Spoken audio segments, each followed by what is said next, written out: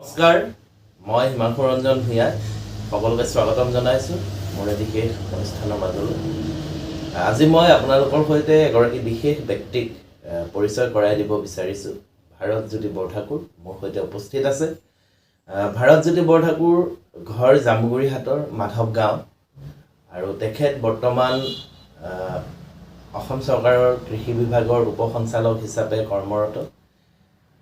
তেখেতে যোৱা সপ্তাহত এই মাহৰ পহিলা সপ্তাহত একেৰাহে 12 ঘণ্টা স্মৃতি শক্তিৰ পৰা গীত আৰু কবিতা পৰিৱেশন কৰি অসম বুক অফ ৰেকৰ্ডছত নিজৰ নাম সন্নিৱিষ্ট কৰিবলৈ সক্ষম হৈছে। মই আজি তেখেতৰ সৈতে কিছু কথা পাতিবলৈ বিচাৰিছোঁ। গতিকে আহক আমি তেখেতৰ সৈতে কিছু কথা পাতোঁ। তেখেতৰ এই যাত্ৰা কিদৰে নিজৰ নাম সন্নিৱিষ্ট কৰিলে, এই গোটেই যাত্ৰাটোৰ ওপৰত আমি তেওঁৰ সৈতে কিছু কথা পাতিম। আপোনাক আমাৰ এই অনুষ্ঠানলৈ স্বাগতম জনাইছোঁ। ধন্যবাদ।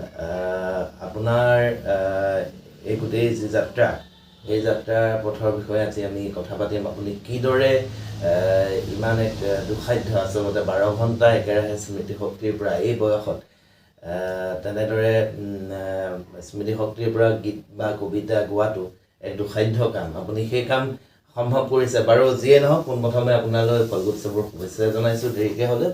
আৰু আপোনাৰ আমি শৈশৱ বা আপোনাৰ জন্ম, শৈশৱ, শিক্ষা এই সম্পৰ্কে প্ৰথমতে আমি জানিব বিচাৰিছোঁ। হয়, মই ভাৰতজ্যোতি বৰঠাকুৰ।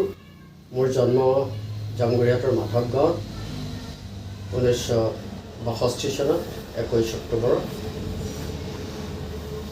শিক্ষা জীৱন আৰম্ভ হৈছিল জামুগুৰি বীণাপানী প্ৰাথমিক বিদ্যালয়, ঘৰৰ সন্মুখতেই। হাইস্কুলীয়া জীৱন জামুগুৰি উচ্চতৰ মাধ্যমিক বিদ্যালয়ত। উচ্চতৰ মাধ্যমিক বিদ্যালয় মই একে বিদ্যালয়ৰ পৰাই পাছ কৰি পৰৱৰ্তী পৰ্যায়ত মই কৃষি বিজ্ঞানত নামভৰ্তি কৰোঁ অসম কৃষি বিশ্ববিদ্যালয় যোৰহাটত।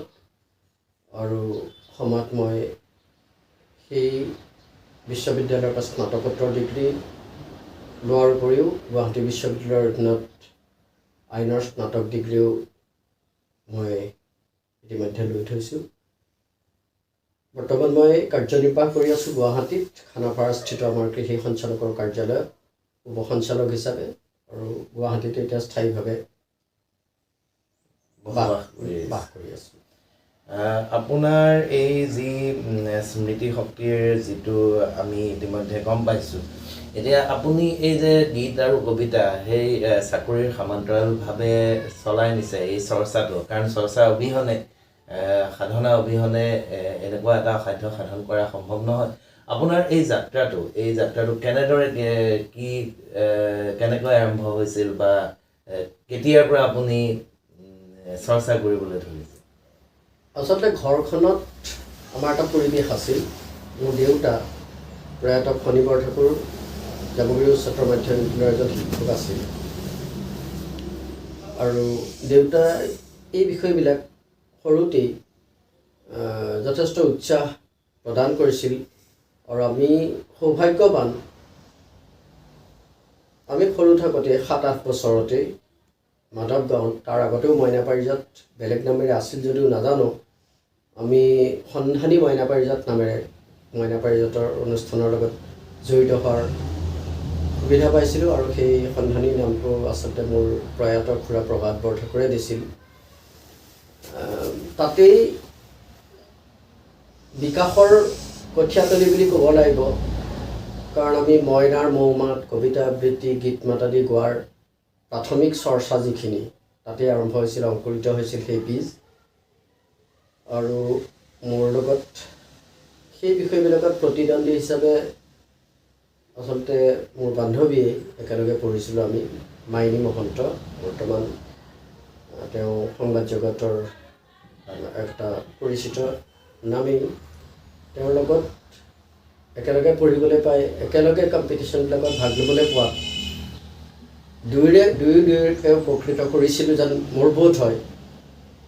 পিছলৈ মোৰ আচলতে গীত, আমি সেই সময়ত মানে কি বুলি ক'ম আৰু, মানে আমাৰ মাধ্যমবিলাক খুব সীমিত আছিলে। আমি ৰেডিঅ'ৰ বাহিৰে তেনে কোনো বিশেষ মাধ্যম আমি পোৱা ৰেডিঅ' গোটেই চুবুৰীটোত এঘৰত থাকে, তাত অকণিৰ মেল শুনিবলৈ যাওঁ।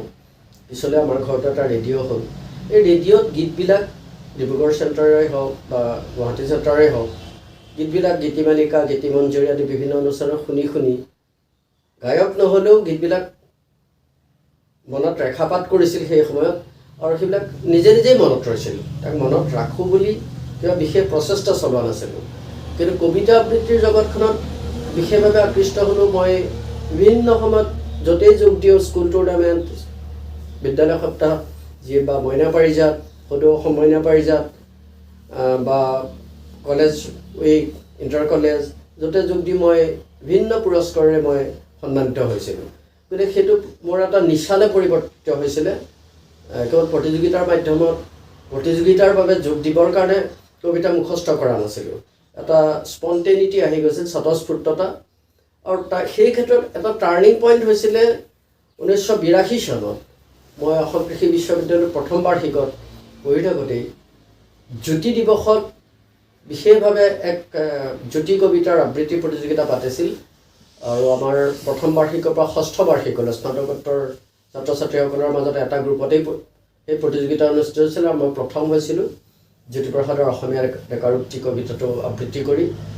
আৰু পুৰস্কাৰ হিচাপে মই জ্যোতিপ্ৰসাদ ৰচনাৱলীখন পাইছিলোঁ। তেতিয়া দাম আছিল 42 টকা। আৰু সেই কিতাপখনৰ বিপ্লৱী যিবিলাক কবিতা, সেই কবিতাবিলাকে মোক যথেষ্ট আলোড়িত কৰিছিল। আৰু সমান্তৰালভাৱে সেই সময়তে অসম আন্দোলন আৰম্ভ হৈছিল, আৰু সেই আন্দোলনত সুৰ বাহিনী গঠন কৰি আমি মানুহক জাগৃত কৰিবৰ কাৰণে যি প্ৰচেষ্টা হাতত লৈছিলোঁ, তাত মোৰ মুখ্য ভূমিকা আছিল বিপ্লৱী কবিতা কিছুমানৰ পংক্তি আওৰোৱা। এনেকৈ আওৰাওঁতে আওৰাওঁতে আচলতে জ্যোতিপ্ৰসাদ আগৰৱালাৰ প্ৰায় দীঘল 15টামান কবিতা মোৰ এতিয়াও সম্পূৰ্ণ মুখস্থ হৈ গ'ল।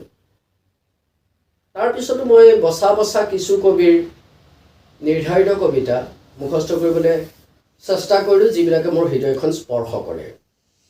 তাৰ ভিতৰত তসপ্ৰভা কলিতা, বিৰিঞ্চি ভট্ট, দেৱকান্ত বৰুৱা, বিভিন্নজন, বীৰেন্দ্ৰ কুমাৰ ভট্টাচাৰ্য, কেশৱ মহন্ত, হীৰেণ ভট্টাচাৰ্য, তেওঁলোকৰ কিছুমান কবিতাই মোক বিশেষভাৱে আকৃষ্ট কৰিছিল।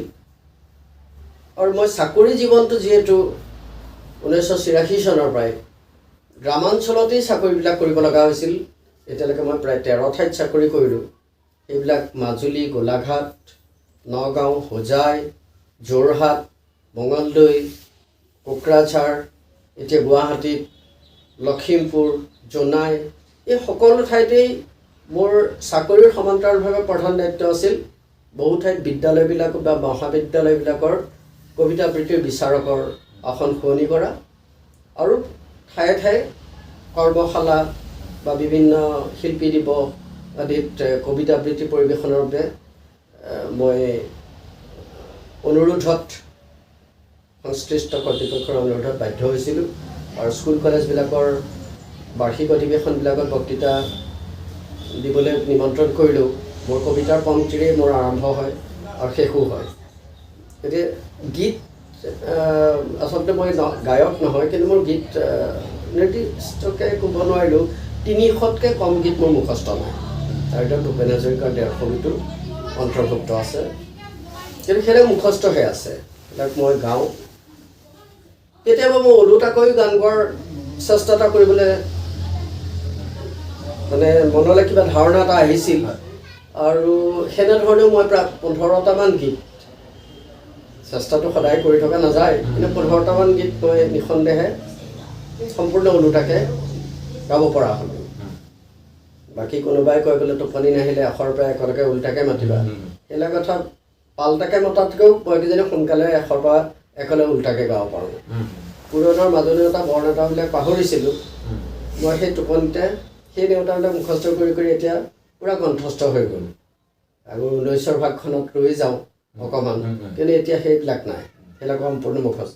গতিকে এই বস্তুটো মোৰ কলেজত থাকোঁতেও মোৰ সেই সময়ৰ ছাত্ৰ ছাত্ৰীসকলেও কৈছিল যে এইটো অকণ বেলেগ ধৰণৰ আপোনাৰ মানে মুখস্থ শক্তিটো, আৰু সেই কথাটোৱে মোক এনেকুৱা প্ৰতিযোগিতাৰ মাজলৈ ঠেলি দিব যে অসম বুক অফ ৰেকৰ্ডছ এই কথাটো মই সপোনতো ভবাও নাছিলোঁ কিন্তু ফেচবুকত 2019 চনত যোগ দিয়াৰ পিছত মে' মাহত মোৰ বাইদেউ এগৰাকী বানুমণি ভট্টাচাৰ্য বুলি তেওঁৰ অনুৰোধত মই যোগ দিছিলোঁ আৰু পৰৱৰ্তী পৰ্যায়ত মোৰ বন্ধু হৈ পৰিছিল যোৰহাটৰ এজন মোৰ পুত্ৰ সময় প্ৰাণ শইকীয়া বৰ ভাল আৰ্টিষ্ট খুব ভাল ছবি আঁকে তেওঁ মোক অসম বুক অফ ৰেকৰ্ডছত যোগ দিয়াৰ কথা ক'লে কাৰণ মই ফেচবুকত কিছু কবিতা আবৃত্তি কৰিছিলোঁ সম্পূৰ্ণ মুখস্থ শক্তিৰে তেওঁ আচৰিত হৈছিলে বোধ কৰোঁ আৰু কৈছিল যে আপুনি কৰক এইটো শিতানত মই যেনেকৈ কোনো প্ৰতিযোগিতা হৈছে বুলিও নাজানো আৰু আপুনি উইনাৰ হ'ব সেইমতে তেওঁ এটা যোগাযোগৰ নম্বৰ দিলে সেই নম্বৰত যোগাযোগ কৰিছিলোঁ তদনুসাৰে যোৱা 19 ফেব্ৰুৱাৰীত আমাৰ মোৰ অফিচৰে অডিটৰিয়ামত কৃষি সঞ্চালকালয়ত তেওঁলোকৰ প্ৰতিনিধি আহি ৰেকৰ্ডিং কৰিছিলে অনুষ্ঠানটো আৰু তাত মই প্ৰায় 12 ঘণ্টা অনুষ্ঠান পৰিৱেশন কৰিছিলোঁ মাজত অলপ গেপ লোৱা হৈছে পানী চানী খোৱা চাহ খোৱা এইবিলাক কিন্তু সেইখিনিত তেওঁলোকে সন্তুষ্ট হৈ বা বিভিন্ন পৰীক্ষা নিৰীক্ষা কৰি বোধ কৰোঁ মোৰ সেই স্মৃতি শক্তি অন্যতম শ্ৰেষ্ঠ বুলি অসমত গণ্য কৰি যোৱা 9 মাৰ্চত গুৱাহাটী প্ৰেছ ক্লাবত বিপুলভাৱে সম্বৰ্ধনা জনালে আৰু সেই উৎসাহিত হৈ মই এতিয়া ইণ্ডিয়া বুক অফ ৰেকৰ্ডছৰ কাৰণেও অনলাইন এপ্লিকেশ্যন এখন কৰিছোঁ গতিকে দেখা যাওক আপোনাক আমি অভিনন্দন জনাইছোঁ আপোনাৰ এই সফলতাত আপুনি যিহেতু ক'লে যে আমাৰ জ্যোতিপ্ৰসাদ আগৰৱালাৰ কবিতাৰ কথা ক'লে কবিতা আবৃত্তিৰ কথা আপুনি উনুকিয়াইছে বা আমিও জানো ব্যক্তিগতভাৱে যে আপুনি বিশেষভাৱে জ্যোতিপ্ৰসাদৰ কবিতাৰ প্ৰতি অনুৰক্ত গতিকে আমি আপোনাৰ কণ্ঠৰে আপোনাৰ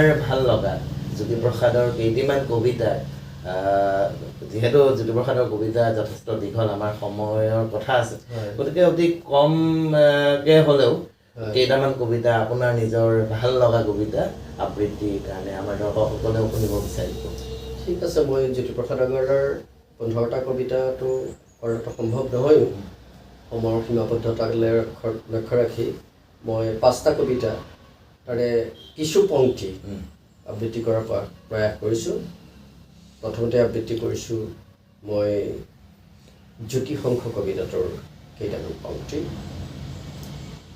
ৰণ ৰণ ৰণ আলোড়ন কম্পন ঘন ঘোৰ গৰ্জন অস্ত্ৰৰ ঝনঝন সীমান্তে প্ৰান্তে শত্ৰু যে অগণন অসমীয়া জীৱনৰ সন্ধিক্ষণ অসমীয়া জীৱনৰ সন্ধিক্ষণ অসমীয়া জীৱনৰ সন্ধিক্ষণ চাৰিওকাষেদি বেৰি অসম আহিলে ঘেৰি আৰু যে নসহে দেৰি বজা অসমীয়া শৰাই ঘটীয়া বজা বজা ৰণ-ভেৰি অসমীয়া হুঁচিয়াৰ শত্ৰু পালেহি দুৰ্নিবাৰ যুদ্ধ মাথোন যুদ্ধ যুদ্ধ নহ'লে নহ'ব ৰুদ্ধ আজি অসমী যে অৱৰুদ্ধ যুদ্ধহে মাথোন লাগিব যুদ্ধ হাৰিও যুদ্ধ জিনিও যুদ্ধ যুদ্ধ মাথোন যুদ্ধ যুদ্ধ মাথোন যুদ্ধ যুদ্ধ মাথোন যুদ্ধ এইবাৰ মই দ্বিতীয়টা কবিতালৈ আহিব কৈছোঁ শিৰোনাম লাচিতৰ আহ্বান সৌৱা শৰাইঘাট প্ৰশস্ত নিমাত ৰামসিংহ বীৰ বিজয়ৰ গৌৰৱেৰে উন্নতশীল বীৰ জয়োজ্জ্বল শিৰস্ত্ৰাণ লৈ আহে দম্ভালি ভাৰত বিজয়ী অভিযান অনৰসৰ মোৰ বজ্ৰপাথৰ অস্থিত আহি আহি হানিছে আঘাত প্ৰতিঘাত পাই হতবীৰ্য সিংহ সমজাই হতমুখে অসমীয়া যুঁজাৰুৰ গৌৰৱ গাই সৌৱা মৰি নীলাচল সমবুকুৰ পতাক অস্ত্ৰাঘাত ব্যৰ্থ হ'ল সাম্ৰাজ্যৰ দম্ভ ধূলিসাৎ বিজয় বাহিনী উৎখাত সৌৱা শৰাইঘাট প্ৰশস্ত নিমাত নিমাত নিমাত নহয় নিমাত দেখ ৰাখ বুলি উঠে সুৰ অদ্ভুত মাত প্ৰতিধ্বনি উঠে তাৰ অসমীয়া নবীনৰ তপত হিয়াত শিৰাই শিৰাই অগ্নিবাণ এইবাৰ মই তৃতীয় কবিতাটোলৈ গৈছোঁ। শিৰোনাম চিৰবিদ্ৰোহী। উষাৰ কোলাত গৈ উচুপি বিনাই, পোহৰতে মাৰ যায়, জানো জানো তাৰ গানো বিফলে নাযায়। ৰূপান্তৰৰ মই যুগান্তৰৰ মই ভাৰতৰ জগতৰ বিদ্ৰোহী বীৰ্য, বিপ্লৱে বিপ্লৱে বিজুলী বজ্ৰহানি, সুঘোষিত কৰি যাওঁ অগ্নিতুৰ্য। কালান্তৰৰ যি ৰূপান্তৰৰ যি যুগমীয়া সত্য, সেয়েহে গুপ্ত অনিত্য। সেই ব্যক্ত বিজুলীৰে গঢ়ি লওঁ আগ্নেয় অস্ত্ৰ, অম্বৰ ফালি চিৰি দিগম্বৰ যুগী মই, যুগে যুগে পিন্ধো মাথো নৱ নৱ যুগ বস্ত্ৰ। মহাকালে নাচাজি সৃষ্টি স্থিতি প্ৰলয়ৰ মধু মৃদু শান্ত প্ৰশান্ত উৎকট তাণ্ডৱ ভংগ, সেই কাল বাজনাৰ প্ৰধান মই ওজা, পৰিতাল ব্ৰহ্মতাল ৰুদ্ৰতাল তাল ৰূপ গন্ধ, দ্ৰুত বিলম্বিত লয় মাৰণ চাতন, মন্ত্ৰ ফুকাৰি মই বাই যাওঁ বিশ্ব মৃদংগ। এইবাৰ আবৃত্তি কৰাৰ প্ৰয়াস কৰিছোঁ। সাৱধান সাৱধান। সুবিধাবাদীৰ দল তোৰ মিছা হ'ব কৌশল, ৰাইজৰ তই সেৱা চুৰ কৰি বঢ়াব খুজিছ বল।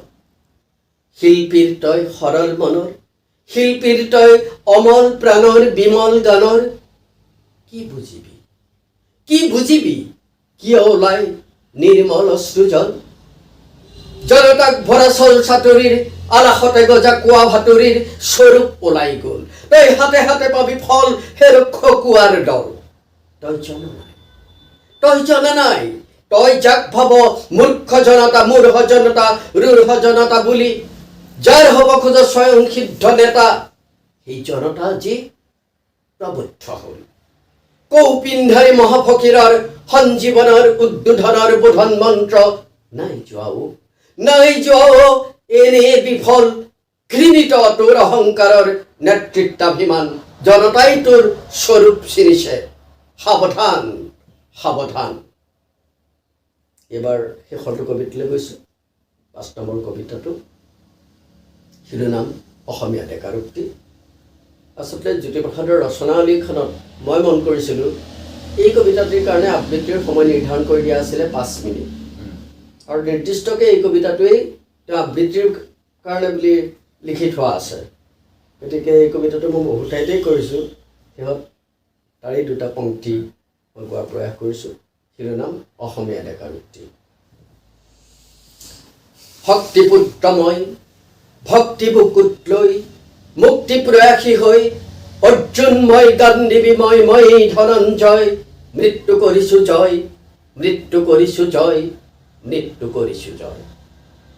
মই অসমৰ মই ভাৰতৰ মই ডেকা ল'ৰা অগ্নিময়, মই ভাৰতৰ নবীন সূৰ্য, পূৰ্বাচলত বজাওঁ তুৰ্য। মোৰ পোহৰৰ গানে আকাশে আকাশে দেশে মহাদেশে মুগ্ধ কৰিব আলোক যাত্ৰী। শেষ হ'ব শেষ নোহোৱা ৰাত্ৰি, কৰিম জগত জয়, নবীন সূৰ্যময়। উপচি আহিব পোহৰৰ ঢল, লুইতৰ দৰে ফেনে ফটকাৰে ফেনিল শুভ্ৰ জ্যোতিপ্ৰপাতৰ জল। হাতীপতিয়েদি ঐৰাবাটেদি, কত নগৰৰ অলি গলিয়েদি, কত মেধাৱীৰ মহামনীষীৰ মনৰ মাজেদি কবীন্দ্ৰজিৰি হোম, মহামনীষীৰ মহাসাগৰৰ ক্ৰম। মই লিখা গানে আলোকে আলোকে নতুন বাতৰি কৈ, আলোকৰ এক মহাসংগীত তুলিব পৃথিৱীময়। তেজ বঙহৰ মাতৃজনাৰ কোলাত জনম লৈ, দেশ জননীৰ মহান কোলাত লীন হৈ যাওঁ মই। উদয় শৈলগৰ ভাবিদাৰী অৰুণ দীপ্তিময়, ব্যাপে যেনেকৈ গ্ৰাম মহাগ্ৰাম পৃথিৱী জগতময়। ক্ৰমে ক্ৰমে ক্ৰমে উঠি উদ্ভাসী, সিঁচি যাওঁ মই কিৰণ ৰাখি, ৰঙচুৱাকৈ সন্ধিয়া সোণালীকৈ। ধন্যবাদ। ধন্যবাদ। খুবেই ভাল লাগিছে। জ্যোতিপ্ৰসাদৰ যি মহান সৃষ্টি, সেই সৃষ্টিক আপুনি মুখস্থ বিদ্যাৰে বা কণ্ঠত আপুনি সংৰক্ষণ কৰি ৰখাটো অতি জটিল কাম। আচলতে জ্যোতিপ্ৰসাদৰ সেই মহান সৃষ্টিক। এতিয়া আমি ইতিমধ্যে আমি জানো যে আপুনি এগৰাকী সুআবৃত্তিকাৰ হিচাপে আপুনি ইতিমধ্যে আপোনাৰ এটা সুনাম আছে গোটেই অসমত আবৃত্তি কলাৰ জৰিয়তে আপুনি ইতিমধ্যে অসমত নিজক প্ৰতিষ্ঠা কৰিবলৈ সক্ষম হৈছে। বাৰু যিয়ে নহওক, এইবাৰ আমি কেইটামান গীত আপোনাৰ কণ্ঠত শুনিব বিচাৰিম। আপোনাৰ যিহেতু যথেষ্ট সংখ্যক গীত মুখস্থ আছে, গতিকে কেইটামান গীত আমি শুনিব বিচাৰিম। আচলতে মই গায়ক নহয়, প্ৰথমতেই কৈছোঁ। গীতবিলাক এই ৰেডিঅ'ত শুনিয়েই সৰুতেই গীতিমালিকা, গীতিমঞ্জৰী আদি অনুষ্ঠান বা অনুৰোধৰ গীতৰ অনুষ্ঠান, কল্পতৰু আদি অনুষ্ঠানবিলাক শুনি শুনি স্বাভাৱিকভাৱে মুখস্থ হৈছিল। কিন্তু মই অকণমান বেলেগ ধৰণে গীত দুটামান পৰিৱেশন কৰোঁ, যি গীতত মই দুই ধৰণে গীতটো পৰিৱেশন কৰিম। মই এক বিশেষ প্ৰচেষ্টা হাতত লৈছিলোঁ। মই ওলোটাকৈ গীত গোৱাৰ এটা মোৰ সাধনা মই অব্যাহত ৰাখিছোঁ। এতিয়ালৈকে কিছু গীত মই আয়ত্ব কৰিছোঁ, তাৰে দুটামান গীত মই দুই ধৰণেই গাওঁ, গতিকে একেলগে এক গুলিত দুই চিকাৰ হ'ব। মই ৰুদ্ৰ বৰুৱাৰ এটি গীত সম্পূৰ্ণ গীতটো নাগাওঁ, দুটা পংক্তি মই দুই ধৰণেই গাব খুজিছোঁ, ওলোটা আৰু পাল্টা। পকা ধানৰ মাজে মাজে সৰু সৰু আলি, ঐ সৰু সৰু আলি, আলিত পৰি গীত জোৰে জাক বালি মাহী, সৰু সৰু সৰু আলি, ঐ সৰু সৰু আলি, কাপৰা নধাজে মাজে মা ৰুখ ৰুখলীয়া, ঐ ৰুখ ৰুখলীয়া, তলিয়াৰী পটগিৰে জো কজা হিমালী বা ৰুখ ৰুখ ৰুখলীয়া, ঐ ৰুখ ৰুখলীয়া, হিমি চেঁচা বতাহ হাঁহি ধান গলে চুমি, দাৱনীয়ে হাতত কাচি খৰাই ললে তুলি, অ যাওঁ কিনে যাওঁ খোজেৰে, পাওঁ কিনে পাওঁ ভাবেৰে, যাওঁ কিনে যাওঁ খোজেৰে, পাওঁ কিনে পাওঁ, পাওঁ কিনে পাওঁ, পাওঁ কিনে পাওঁ ভাবেৰে, পুৰুকীয়া বাট গলে বুলি, সৰু সৰু আলি, ঐ সৰু সৰু আলি, মহিষ আছে হতাভিয়া নধালে গমিছো, এনি ৱাদা তত হাচিকা ই ৰাখলে লিটু, ও জাকিও জানারে দেখো ও পাকিও পানারে বেভা, ও জাকিও জানারে দেখো ও পাকিও পানাও পাকিও পানাও পাকিও পানারে বেভা, ইয়াক কি রুখো তবালে গলিবু, ৰুখ ৰুখলীয়া, ঐ সৰু সৰু আলি, ও সৰু সৰু আলি, ঐ ৰুখ ৰুখলীয়া। বাৰু মই ভূপেন হাজৰিকাদেৱৰ এটি গীত চাওঁ, চেষ্টা কৰি অকণমান কিমান দূৰ সফল হওঁ। এইটো BBC ৰ জৰিয়তে অন্যতম শ্ৰেষ্ঠ গীত বুলিয়েই স্বীকৃত হৈছিলে, অতি সৰ্বসাধাৰণৰ মুখে মুখে এই গীতটো। তাকে মই দুই ধৰণে গোৱাৰ চেষ্টা কৰোঁ, পল্টা আৰু ওলোটা। মানুহে মানুহৰ বাবে যদিহে অকণো নেভাবে, অকণি সহানুভূতিৰে ভাবিব কোনে নোপোৱা সমনীয়া, হেনুমাৰ হনুমা বেবা, হেতি জনক অবেভানে, নিক অনুহাসৰিতি ভূ, ববিভানো নেকোৱা কো য়ানি মহ, মানুহে মানুহৰ বাবে হেনুমাৰ হনুমা বেবা, মানুহে মানুহক বেচিব খুজি, মানুহে মানুহক কিনিব খুজি, মানুহে মানুহক বেচিব খুজি, মানুহে মানুহক কিনিব খুজি, পুৰণি ইতিহাস দোহাৰিলে ভুল জানো নহ'ব কোৱা সমনীয়া, হেনুমাক হনুমা বচিবে জিখু, হেনুমাক হনুমা বনিকি খিজু, হেনুমাক হনুমা বচিবে জিখু, হেনুমাক হনুমা বনিকি খিজু, নিৰূপহ হাতীয়ে লেৰি সাধু, লভুনো যাব হন আকৌ য়ানি মহ সমনীয়া, মানুহে মানুহৰ বাবে হেনুমাৰ হনুমা বেবা, যদিহে অকণো নেভাবে, হেতি জনক অবেভানে, অকণি সহানুভূতিৰে ভাবিব কোনে নোকোৱা সমনীয়া, নিক অনুহাসৰিতি ভূ, ববিভানো নেকোৱা কো য়ানি মহ, হেনুমাৰ হনুমা বেবা, মানুহে মানুহৰ বাবে।